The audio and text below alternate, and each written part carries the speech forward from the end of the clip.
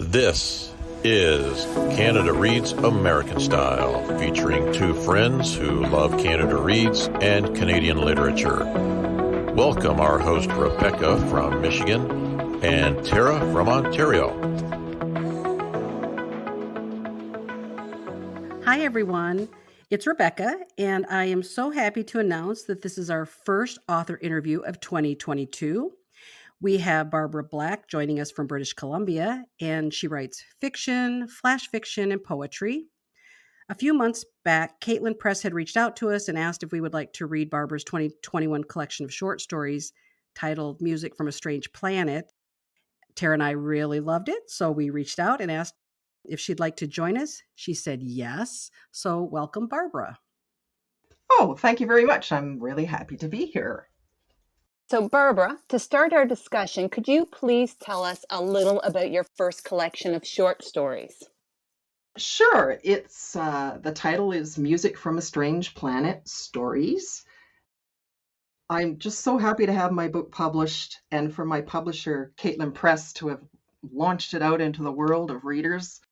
If you don't have the book in front of you, I'll sort of describe the cover. If you look at the cover, there's a collage which I designed, and you'll see a woman with flying hair in a fur coat with caribou antlers rushing out the door. And this references one of the stories in the book. So you know there's going to be something about animals, possibly, and something about transformation. And when you open the book, I will tumble a myriad of characters. There's over 70 of them because there's 24 very short stories. And all these characters are struggling in some way to come to terms with who they are. Each story starts with a little moment in a character's life that will lead them into, I guess you could say, like a different version of themselves. So some of the people you're going to meet in the book is there's an insomniac acrobat who roams in the night, a young couple being transformed into moths, a precocious little girl who can see into the future, and a punk singer and a Scottish plumber, and a lot more. And a lot of people ask me, well, where did all these characters come from? And I think some came from my past unknowingly, and some came from my present, what I was sort of subconsciously thinking about or going through at the time I was writing. But, most of them came from that, where the mysterious realm that I call the ether, the fiction ether. So they kind of drop down right onto the page for me. And sometimes other ones, they circle around my head for months, kind of weaving the strands of their story. And then at some point, I write them into being. So it really, really starts with characters for me. And just a little bit more description. Let's see, there's a tinge of the surreal in this collection, and or maybe sometimes just a heightened sense of reality. But the most important thing for me is that I, the author, I really care deeply about all the characters and all their trials, and I'm really hoping that readers will too. That is one of the things, Barbara, that I noticed that really stuck in my head when I was reading your stories, was that the characters were so diverse. Like they ranged from like not a little girl, like an adolescent, a pre-adolescent girl who's being bullied by classmates, a hermit taxidermist. There's who I loved. I'm like, that is fascinating.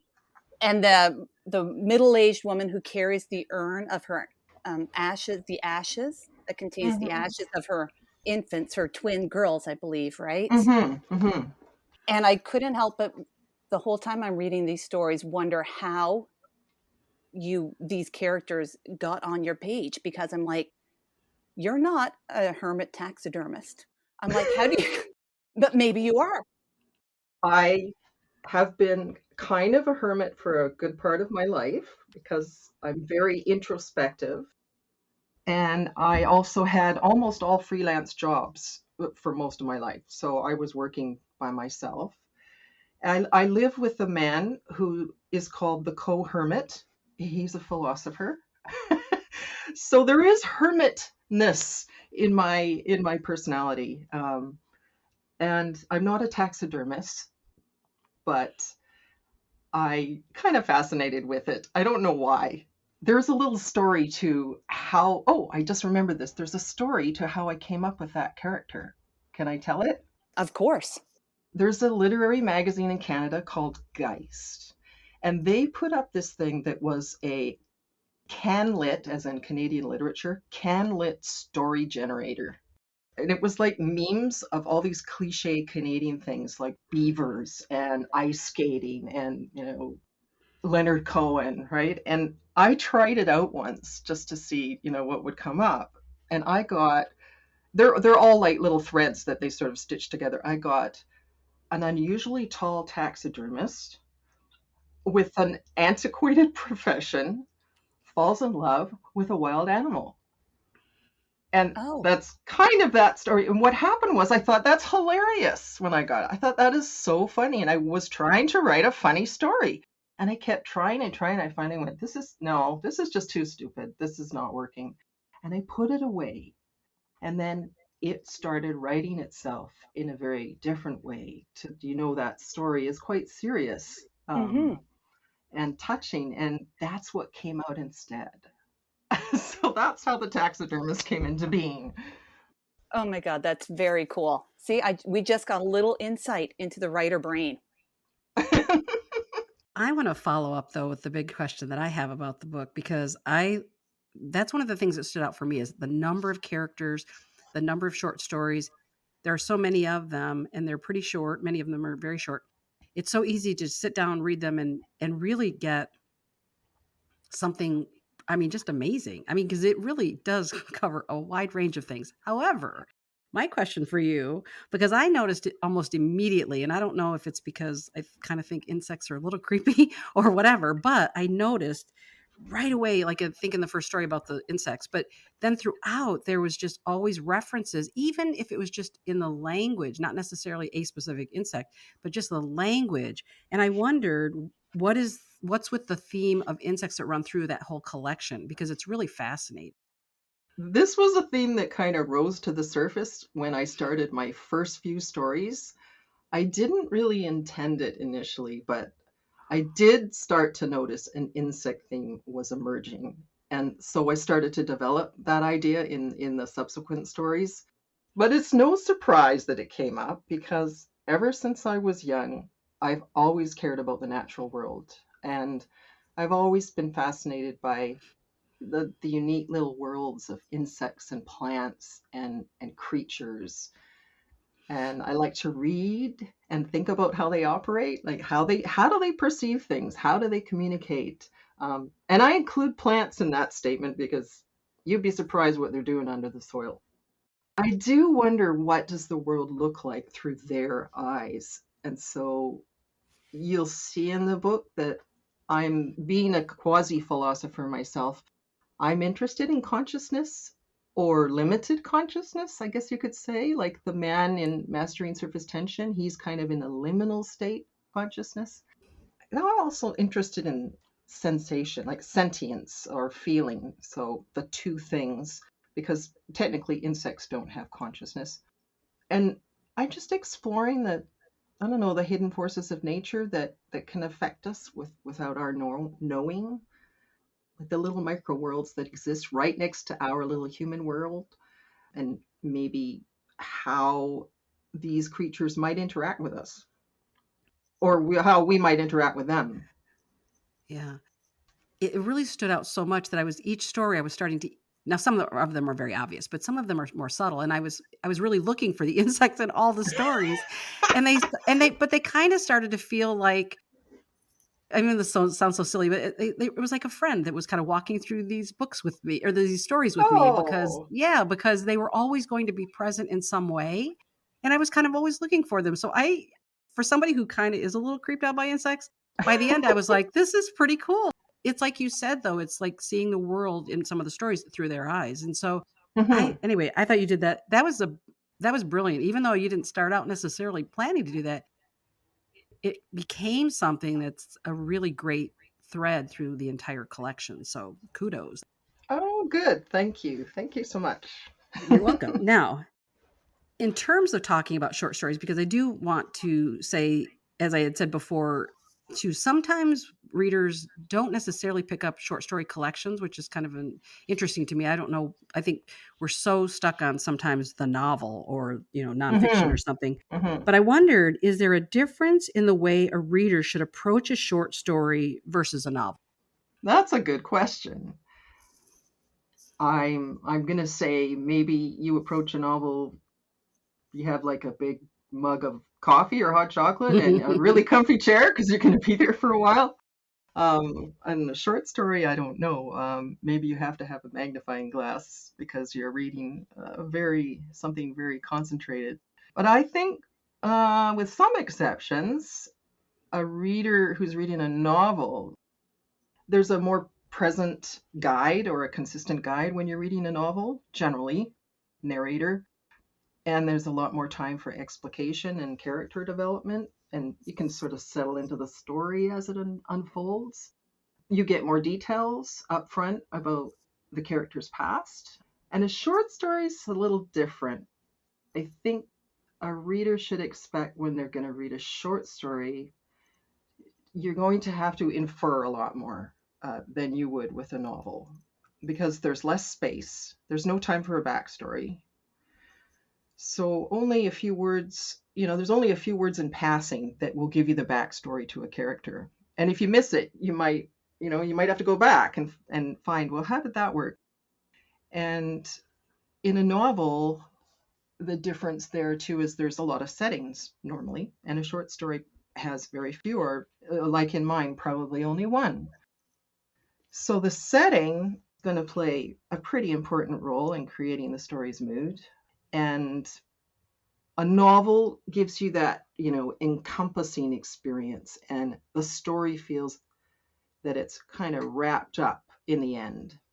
But you don't get that all the time with a short story. So you can expect that the story may have a sort of opening at the end, and it might keep reverberating in your mind. A lot of people write to me and say, oh, this story is still, I went and I reread it to find some of those details that are hidden in there. And it might be up to you to predict what might happen, when the story's over. So I think it depends on the novel, but I think the short story demands a little bit more from a reader, just because of it's so concentrated and all the details are packed in there, sometimes in the subtext. I really love that because that's one of the things I love about short stories is sometimes it is I'm going to interpret it my way. Maybe I'm in a good mood that day or I'm not in a good mood that day and I'm going to pick whatever ending I need in that moment, right? But then that makes me wonder, have you ever had a reader with a different interpretation of a story than what you meant to convey? I haven't had that so much for the short stories. Usually when people ask me, oh, is this what happened, or did so and so the character do that, and I say yeah, and they're not sure, probably because they got all the clues from something in the subtext. It's not like overtly stated. But I did have an experience with a poem, where a reader, or actually a listener in this case, had a really different interpretation of what I meant to say. And it was very intense. I was in a composer writer workshop where the writer's text was being transformed into a musical score for singer and piano. And my poem was about watching my dad succumb to dementia. And it referenced moths. Surprise! Hmm. It referenced moths, like as a symbol of a twilight, a shadow world, or a liminal world that basically leads to darkness. Well, this is what my dad was experiencing. But also, as his daughter, it was like my emotional state as I watched him go through it. So there was a line in the poem, and this is the line: every girl wants to be a butterfly, but never a moth. And this was the daughter's lament, that her fate was to be a moth. And the one who operates in darkness. And what happened was a somewhat prickly person with an agenda in the workshop heard this line as a political statement and a universal statement about all women or all girls. And it clearly was not, but she took umbrage with it. And she insisted that I was making a statement about all women and one that didn't apply to her. And there was a very heated discussion. Most people were disagreeing with her point of view, but I was finally able to speak and defend myself. And I said, my poem did not at all exist in a political context, and that a poem has its own integrity. And the speaker in the poem, it's not necessarily me, right? By nature of being a poem, it's not a memoir. So I made my points, and I guess I should point out, okay, the line, if you read it correctly, it's not really an assertion. It's not really literal. It's in a poem, right? So it's a metaphorical statement. Every girl wants to be a butterfly, but never a moth, is basically, to me, I meant every girl wants to be happy living in the light, not unhappy and in the dark. And then right after this line, there are the words are, sadness is a still dark pool. So it's clearly was not a polemic on, female identity. It was a personal kind of lyrical poem. But in the end, the group, except for that one dissenting person, they all agreed that as artists, we're not obliged to please everyone. And, as an artist, we have the right to speak our truth. And that's how we resolved it in the end. Except for that one person was still unhappy. Yeah. It was a very intense thing. Thank you for sharing that story because, you sort of forget that, I never really stop and think about either whether it's reviews that aren't maybe so positive. I never thought about somebody sort of kind of face to face, challenging your work, because it's like you said, I mean, you're an artist. Your work is, and especially in poetry, I mean, it's like you said, it's not a memoir. So thank you for sharing that. Thank you for sharing that story. That's interesting. Gosh. Mm-hmm. It was a challenging moment, that's for sure. So, Barbara, Rebecca and I both read an interview with you by, I'm going to get the blog name, it was Mandy Eve Barnett, in which you mentioned your compact journals and that you have about 40 of these compact journals. Can you tell us a little bit about them? A little, yeah, a little. Or a lot. No, because they're very little. Okay, they're miniature, unlined moleskin journals. They're not made of actual moleskin. No moles were killed for their production. That's the brand name, and they're about 3.5 by 5.5 inches. And I love that they come in these juicy colors like magenta and mustard and fire engine red. But how I discovered them was I was at a writer's workshop in Lisbon, and the organizers gave us these goodie bags on the first or second day. And it had all sorts of writing related stuff, including this very small journal. And when I looked at it, I thought, oh, I'll never be using that, because at that time I wrote in 8 by 12 coil bound school size journals with the little neat blue lines, so that you didn't go off the page or whatever to write on. So off I went with this goodie bag to a local Lisbon cafe and to sip some port. And while I was sitting there, I had an idea, like a writing idea, but I had forgotten my mega journal. So I pulled out that small one and I wrote down my first flash fiction. And I actually loved it. I loved the flash fiction and I loved the journal. And just I should tell you that all the drafts of my short stories that appear in Music from a Strange Planet were written in those teeny tiny little books. Wow. Yeah. And they're also great because I write my flash fiction in there too. And, a story can fit on just 2 pages because flash fiction is so short. I just love that format now. Barbara, I've never heard the term flash fiction before.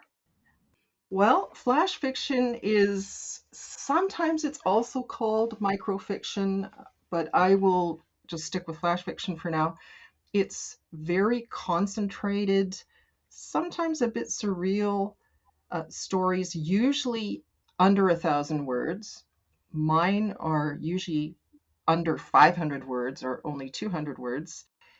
And they're very short stories, even shorter than short stories, that use distinct language.